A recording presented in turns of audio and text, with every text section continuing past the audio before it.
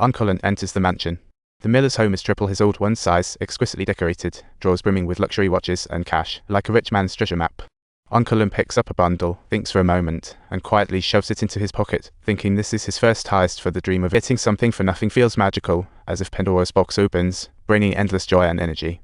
The next day, Uncle enters a music shop, buys his son a drum set with a credit card, not stolen cash, modern dad's wisdom.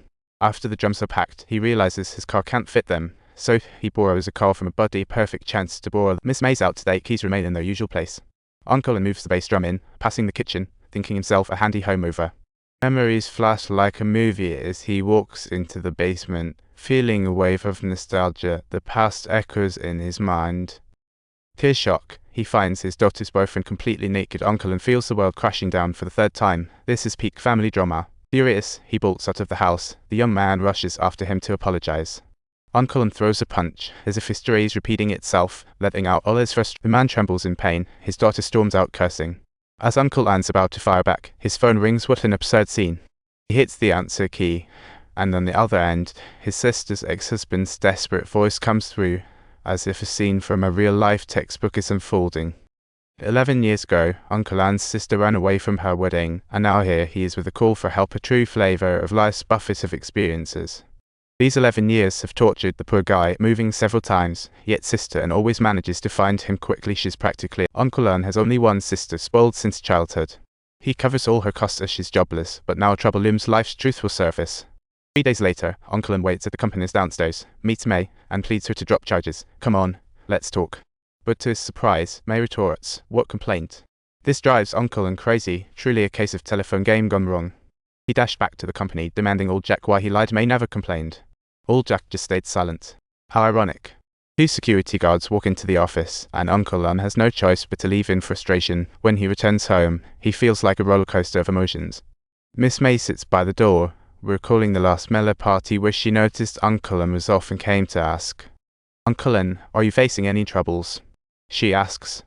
Uncle Anne hesitates for a long time, the words in his head playing Nick is way better than you. Finally, Uncle Anne decides not to mention his unemployment, as a man's pride doesn't allow him. Such is the weight of silence. After Miss May leaves, Uncle Anne thinks for a long time, realizing that without money, he'll eventually get into trouble. The pressures of life. At last weekend's party, Uncle Anne learned the Millers were going on vacation. This elite, super rich area is negligible crime, a true paradise. People living here get so comfortable that they may forget to lock the doors. Uncle Anne thinks, this is my chance.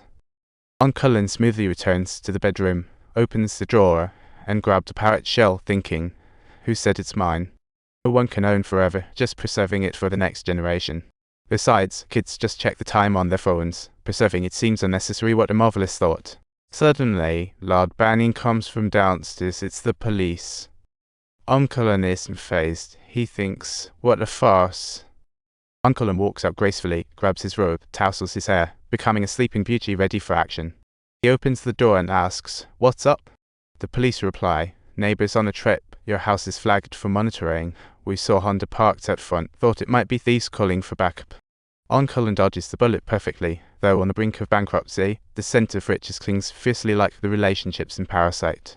No matter how much they try to disguise themselves, the stench of poverty will always follow closely behind. Such is indeed the real flavor of life. From the second-hand watch shop upstairs comes a family story, a symbol of plight, a true reflection of life. Shop owner offers $175,000. Uncle Anne asks $200,000. The owner ups it by $10,000, demanding packaging inserts. What a shrewd haggler. This makes Uncle Anne stutter. He thinks for a moment and says the watch was a gift from someone truly a master of making something from nothing. The shop owner chuckles, hands Uncle Anne a business card, telling him to take the watch to Louis. Incredulous, what a leaves-obstructing vision approach. Following GPS, Uncle Anne reaches a stall. Louis offers $65K after checking the watch, evoking an auction vibe.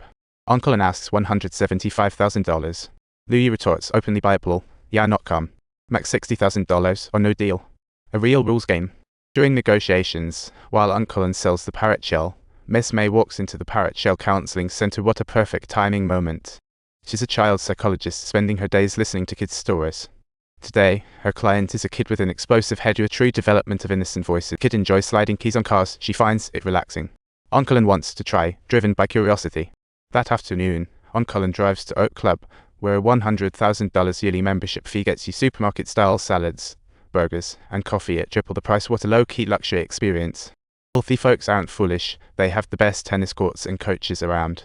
Uncle Anne's daughter, Lily, wants to go pro to secure a spot in Princeton. Talk about a short. Uncle Anne's late today, Miss May grumbles. Then, the child's father arrives. What an eagerly awaited moment. Your wife is dead, I tell you. After a few rounds of banter, it turns into a standoff of sorts. Lily strikes all dead in a well-placed shot, and the boyfriend retaliates fiercely. Are you okay? Now that's a truly mystifying question.